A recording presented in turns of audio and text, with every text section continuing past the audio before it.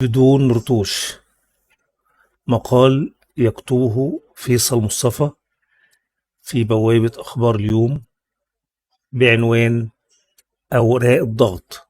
بعد مرور أكثر من شهر على أحداث الحرب الدائرة في غزة، نستطيع في عجالة وفي هذا الحيز الضيق أن نتبين بعض الملامح وأن نضع أيدينا على بعض النقاط الأساسية لعلها تكون نبراسا لنا ولغيرنا في متابعة وتحليل ورصد ما يحدث والمشاركة في هذا الحدث التاريخي الفريد نوعه.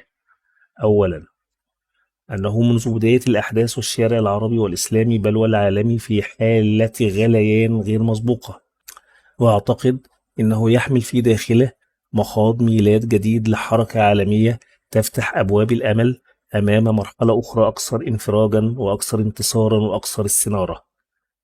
ثانيا، أن الأداء البطولي للفلسطينيين من الناحية الفنية والسيبرانية تعد حدثا فريدا من نوعه، ومكانه الطبيعي هو الدراسة المتعمقة والاستفادة العلمية للأجيال المقبلة من خلال الأكاديميات المتخصصة في هذا الشأن.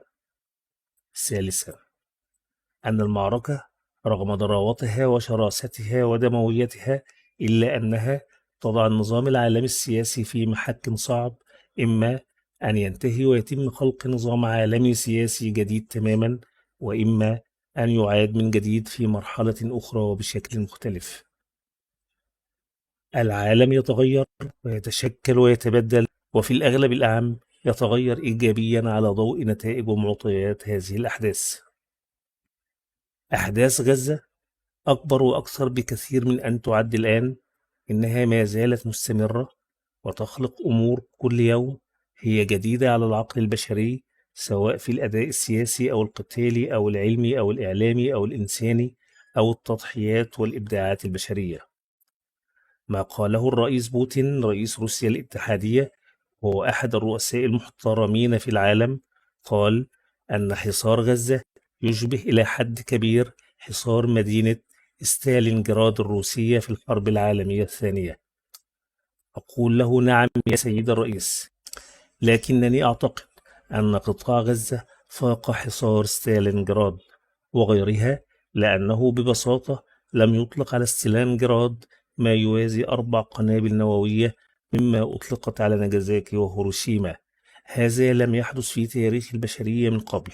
لم يحدث أن ضربت سيارات الإسعاف ومقابر الموتى والمستشفيات وحضانات الأطفال.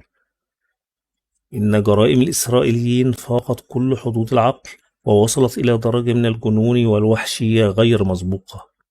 وعلى كل، نحن نتطلع أن تصدر عن القمة العربية المحدودة المزمع عقدها في 11 نوفمبر الجاري، أي بعد بضعة أيام قليلة جدا في الرياض بالمملكة العربية السعودية، والتي تعقد على هامش قمة مجلس التعاون الإسلامي، قرارات قوية فعالة إيجابية.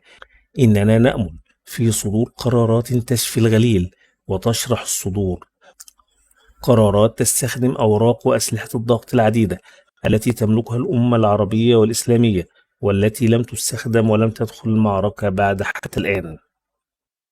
نحن نملك المقاطعة الاقتصادية بكل ما تحمله الكلمة من معان، ونحن نملك وقف تصدير البترول والغاز وغيره من الثروات الطبيعية. نحن نملك إغلاق أسواقنا وأن لا تكون سوقا رائجة للبضائع والمنتجات الغربية والصهيونية.